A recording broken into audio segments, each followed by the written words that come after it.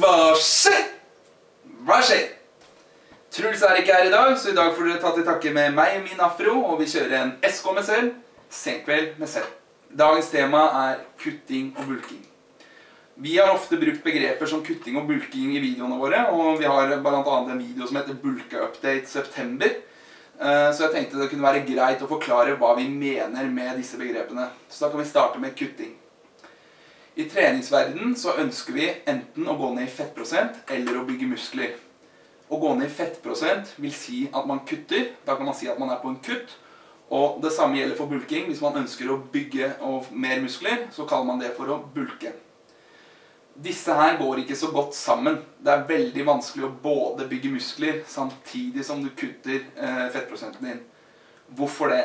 Jo, for å kunne kutte så må du spise i et kaloriunderskudd, og du må spise mindre enn det kroppen din faktisk trenger, så du på en måte sulter deg litt. Mens når du skal bygge muskler, så trenger du et overskudd av energi, så derfor spiser du et kalorioverskudd for å bygge mer muskler. Det er mulig å gjøre begge to samtidig, men du vil få langt bedre resultater hvis du gjør begge ting hver for seg. La oss for eksempel si da, at du veier 60 kilo, gutt eller jente, og du går 1 år og trener og spiser normalt. Du holder ikke noe øye med kosten din, du bare spiser sånn som du føler for, og når det har gått 1 år, så veier du 62 kilo. Det som da har skjedd, er at du maks har gått opp 2 kilo muskelmasse. Du kan selvfølgelig ha gått litt ned i fett og bygget litt mer muskler, men mest sannsynlig så har du bare fått 2 kilo med ren muskelmasse.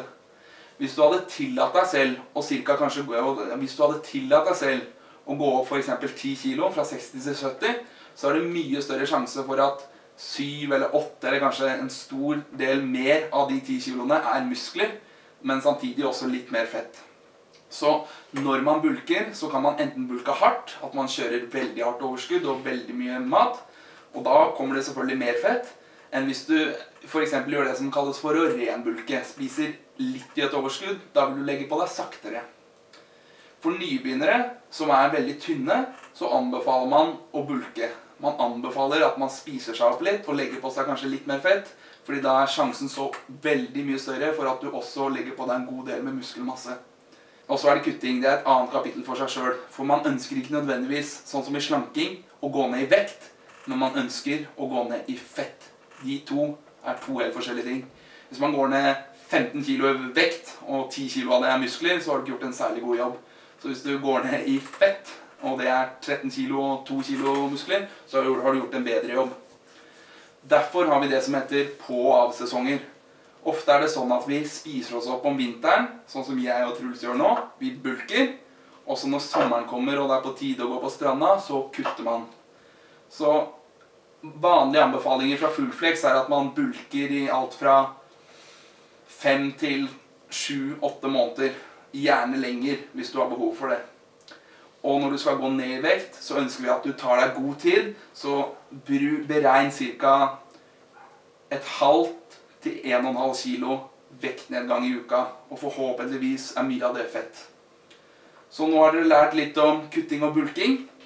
Håper det var greit, og så får jeg bare ønske dere en god helg og en fin dag videre. Husk, dette er min mening! Trenger ikke verdien. Gjør det du må for forbedring. Fullflex.